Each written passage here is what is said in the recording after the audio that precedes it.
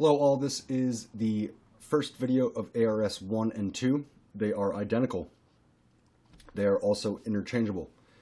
I reserve ARS 1 for glass and ARS 2 for pickets, but you can make them those both glass, both pickets, however you'd like.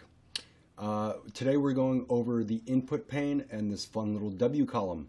What it does is it counts the amount of posts you need according to the quantity of glass that you need. As always, please watch the Anatomy of CRL series videos for a general overview of CRL sheet shared functions. Over here is a user's manual that I developed. I developed it previous to the update. As you can see, it's slightly different. I moved end over here, and I put in the gradient background so you know which cells are to be user-defined. A nice little update from feedback from a customer, which I appreciate.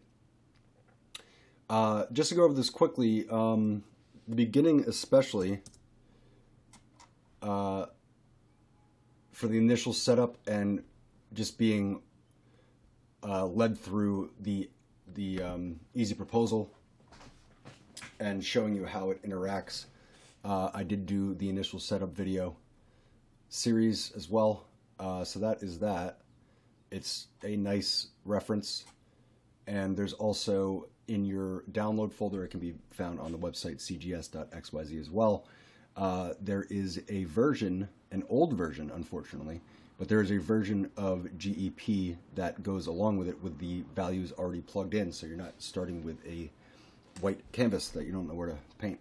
And everybody's Bob Ross out there. All right, so let's go back here to 20. This I did a fun little, pictorial view of, let's see here, Control 9, Control 5, there it is. Control 5, 7, 9, and 0 will move your stuff around from scroll to double wide to zoom height, zoom width, stuff like that. So be aware of your blue beam keyboard shortcuts. All right, finally, let's get to it. Now, we have here balcony return, balcony face. So there's a total of 5 balconies. There's a quantity of 5 balconies with 2 returns and 1 face. We also have the same with an unequal return. Let me just plug this in. We'll get into that in a second. So you put in your quantities, and then you want to figure how many pieces of glass you want. So we're going to go to 2, 3, 1, and this one's, ooh, what do you think, 8? Nope, we'll go with 10. We'll go with 12. 11. Okay, 220, maybe a 6, maybe a 4, and we'll make this one a 7. And this one, oh geez, 16, 18. All right, close enough. So we have our pieces of glass. This cue is always, how many lights of glass you're applying to it. Now, as you saw when I plugged this in, these fun little numbers showed up. It's a very simple concept. They are helping you let you know how many posts you need to capture the glass. So if you take just, these 3 right here, you have 2 pieces of glass, so you need 3 posts. It's pretty straightforward. Very simple math, yet it is informative when you're dealing with such a quantity of numbers with men installing and material to be purchased. So we are just going to simply plug this in. We have one end, one 180, and one 90. So let's do it. So what that does is populates this. It's simply taking 1 by 10. Pretty simple. We then have the face, which is 2 180s because the ones in orange are already spoken for on this row, specifically there. So we're just going to go here 2 180s.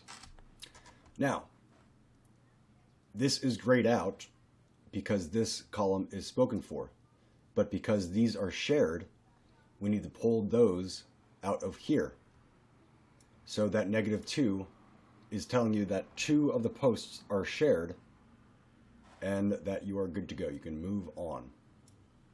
Now this is the same situation with a return with 2 lights, the same face, and 1 leg. So it's an unequal return. So they must be broken up into 3 different rows. So the first one is this one here.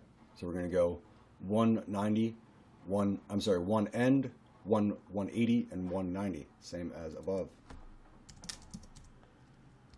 Now I have the return down here, and we're just going to go end and 90. That is speaking for this one here. And the same for the face is just 2 180s.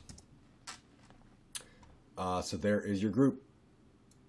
And there, once again, is the number of posts that are shared within the group. Equal legs with 90. So this is saying that this entire length plus this entire length is 560 inches. It is broken up into 11. We are going to put in our 2 ends, which is pretty standard. We have 190. And then the W column tells us that there's 9 unaccounted posts. So you simply put 9 in there, and we're good to go. Unequal legs, unequal legs with 90. So because they're unequal, you need to split them up separately. And the reason is the rail lengths here. You want to figure the rail lengths properly. All right, so let's do it. We have the first one is going to be this one, I guess. We have an end. All right, so we have a end and a 90, and fill in the blank with a 3. We have an end. The 90 is already spoken for, so just put in 6. So there's 1 that is shared. It exists here, and this is now a group. We have a straight run next. This one's rather simple. You're just putting in your ends, which are 2, and then 17. There you go, you're good. Now, if you want to put in a 90 or a 135, one thing to understand, black cells are always incorrect. So if you have a black cell, you have too many posts.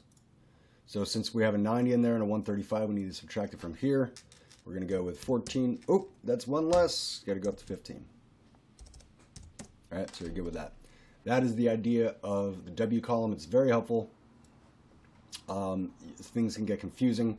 It's also very helpful when a GC is asking for different changes. We all know going down the road of trying to look at your work, 3 months later and give them a quick number, it gets a little confusing.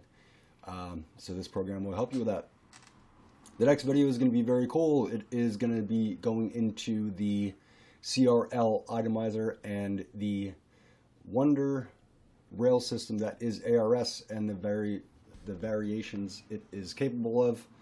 And I had to do a lot of work behind the scenes with this one, making certain items available and blanking out others. So definitely take a look at that one. Thank you for watching.